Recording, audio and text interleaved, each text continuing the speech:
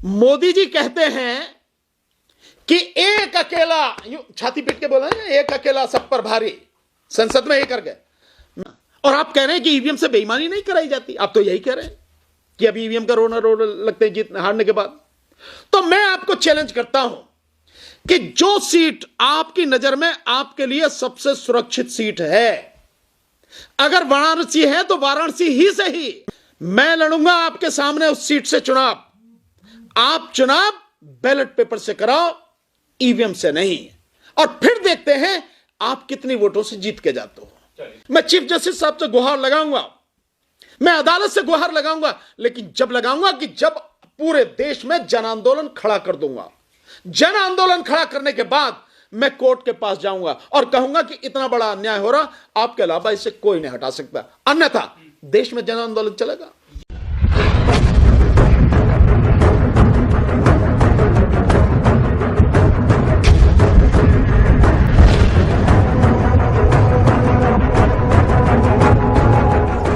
मैंने इन्हीं शब्दों में कहा था, फिर आपके सामने कह रहा हूं। मोदी जी कहते हैं कि एक अकेला, यूं छाती पीट के बोल रहे हैं, एक अकेला सब पर भारी, संसद में ये कर गए। मैं कह रहा हूं मोदी जी, अगर इस देश की जनता आपको इतना ही चाहती है, आपको इतना पसंद करती है, आप जनता के दिल में राज करते हैं, जनता आपको सर पर उठा के रखती है, तो फिर तो आप किसी भी तरह से जीत जाएंगे ना। और आप कह रहे हैं कि ईवीएम से बेईमानी नहीं कराई जाती। आप तो यही कह रहे हैं कि अब ईवीएम का रोना लगते हैं जीत हारने के बाद। तो मैं आपको चैलेंज करता हूं कि जो सीट आपकी नजर में आपके लिए सबसे सुरक्षित सीट है, अगर वाराणसी है तो वाराणसी ही सही, और बनारस के अलावा और भी कोई देश में कोई सीट जो आप समझते हो कि सबसे सुरक्षित आपके लिए, मैं लड़ूंगा आपके सामने उस सीट से चुनाव।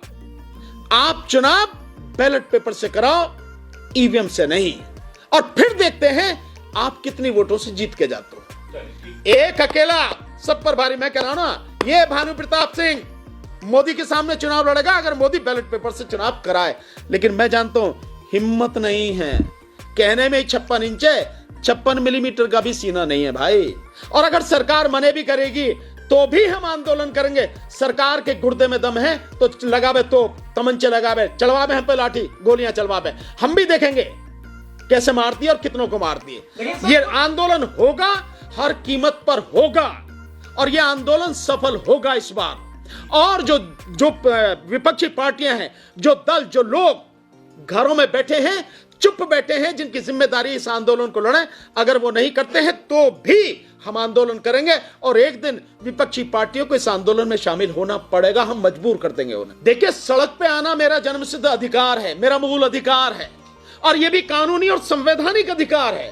तो मैं कानून से बाहर काम नहीं कर रहा, मैं संविधान से बाहर काम नहीं कर रहा, मैं कानून और संविधान के दायरे में काम कर रहा हूं। रही आप में कि मैं सुप्रीम कोर्ट क्यों नहीं जाता, सुप्रीम कोर्ट में ऑलरेडी ईवीएम के खिलाफ पिटीशन पड़ी हुई है, पीछे जितनी भी पिटीशन थी सारी डिसमिस कर दी गई, तो मुझे सुप्रीम कोर्ट से क्या मिलेगा?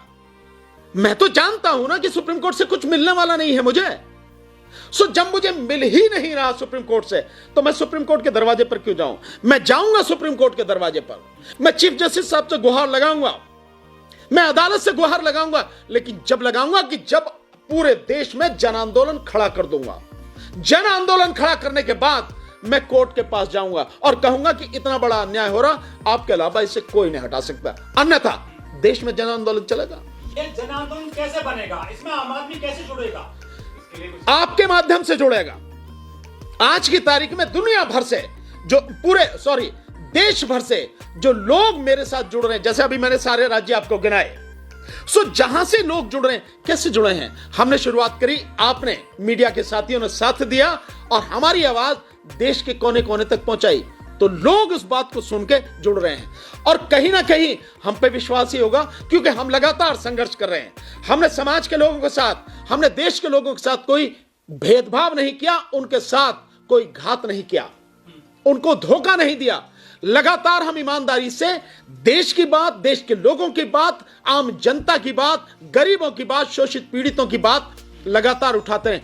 इसीलिए लोगों का विश्वास है और इसीलिए लोग हमारे साथ जुड़ने को तैयार हैं और इसीलिए लोग हमारे साथ में जुड़ रहे हैं। तो ऐसे ही आंदोलन बनेगा। सो कांग्रेस को बिना किसी झिझक के सारे उहापोह की स्थिति को छोड़कर, सारे मन में शंकाएं और डर को छोड़कर इस ईवीएम को हटाने के लिए आंदोलन करना चाहिए।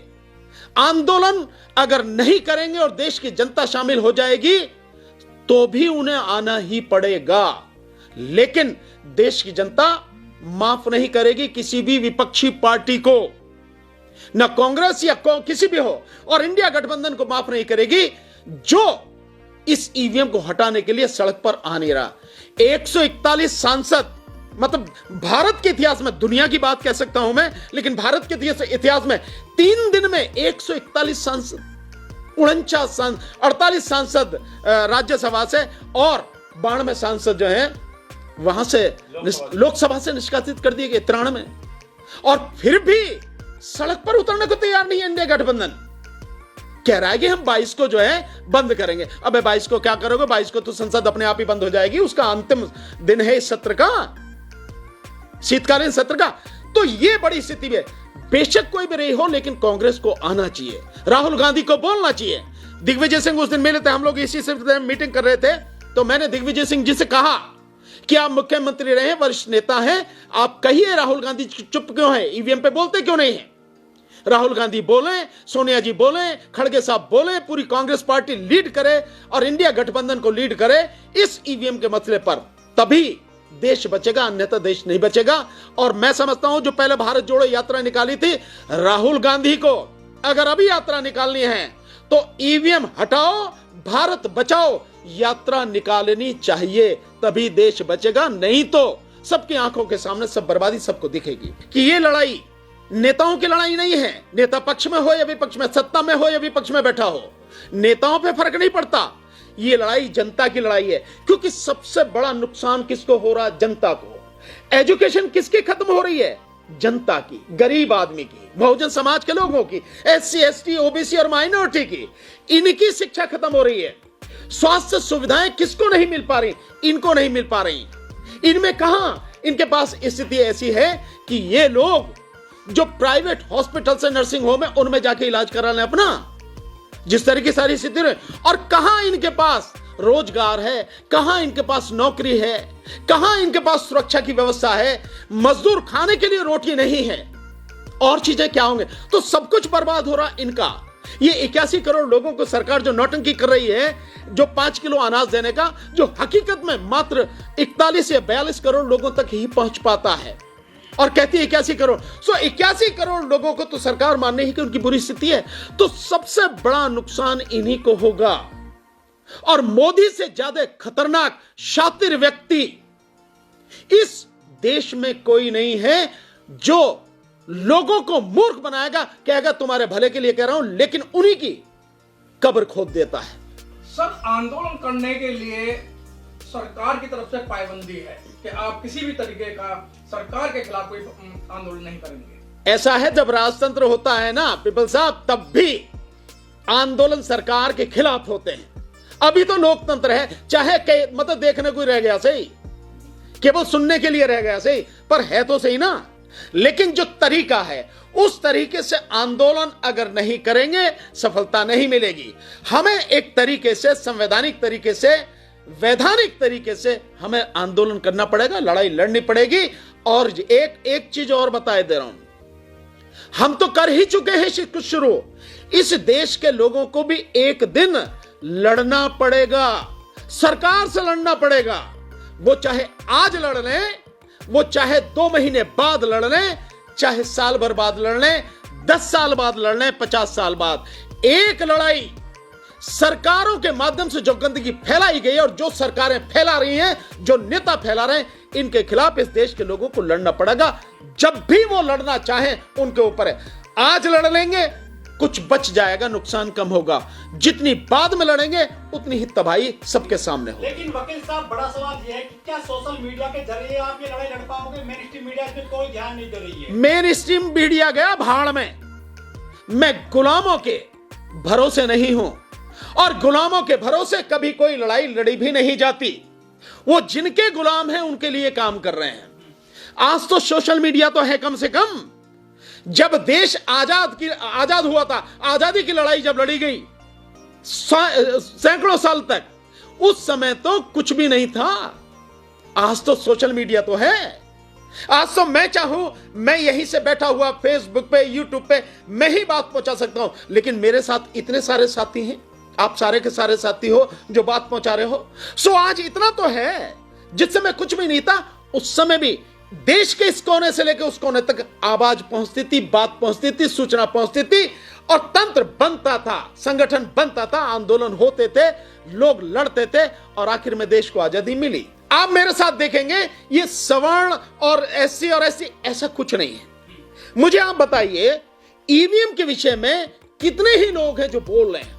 आजकल तो मतलब इस मध्य प्रदेश, छत्तीसगढ़ और राजस्थान के चुनाव का जो हश्र हुआ है, जिस तरह से रिजल्ट बीजेपी ने जो है वहां पे अपने हक में करवा के और सरकार बना ली है, सो उसके बाद तो और बहुत लोग बोलने लगे, बहुत लोग बोल रहे हैं। और हमारे ही इस आंदोलन में आप देखेंगे कि देश के हर समाज का व्यक्ति, संगठन इस आंदोलन में मेरे साथ कंधे से कंधा मिलाकर सड़क पर संघर्ष करता हुआ आपको दिखाई देगा। ईवीएम तो इतनी सी देर में हट सकता है, इतनी सी देर में, इससे ज्यादा की जरूरत नहीं, इतनी सी देर में। और बाकी रहा बैलेट पेपर, तो सारी चीजें अवेलेबल हैं। आज की तारीख में क्या नहीं है, रातों रात सब कुछ होता है, हारी व्यवस्था, सब कुछ। मोदी आके एक झटके में आके 4 घंटे का आपको टाइम देके पूरे देश की करेंसी बदल देता, कहता नोट बंद, कहता देश बंद, मतलब ये नहीं हो सकता, कहता जीएसटी लागू।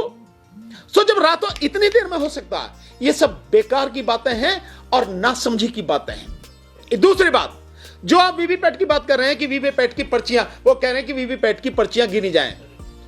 अगर विपक्ष ध्यान दे तो 22 जनवरी 2022 का, 21 या 22 जनवरी 2022 का एक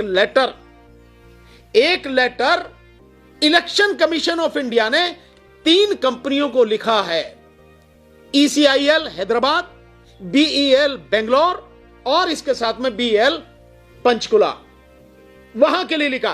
क्या लिखा है उसमें? लिखा है कि 17.5 लाख वीवीपैट जो आपने हमें दी 2017 में, उनमें से 37% यानी 6.5 लाख वीवीपैट खराब हैं। ये लेटर, और ये लेटर बाकायदा कांग्रेस के पवन खेड़ा जी ने बहुत जबरदस्त प्रेस कॉन्फ्रेंस करके सबको दिखाया।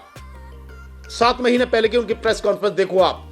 सो तब भी समझ में नहीं आ रहा उनको, यानी 2022 में लेटर लिख रहा है और 2022 से पहले जो चुनाव हो गए, जहां भी हो गए, तो वो उन्हीं खराब वीवीपैट के माध्यम से हुए हैं ना, बावजूद उसके। और उसमें है भी कितनी, जो 4 लाख वीवीपैट है वो ECIL कंपनी ने, जो हैदराबाद वाली, उसको भेजा कि तुम्हारी ये खराब है वीवीपैट, और 1,85,000 जो है वो BEL बेंगलोर की, और जो बाकी जो है करीब 65,000 वो है यहां की आपके पंचकुला की।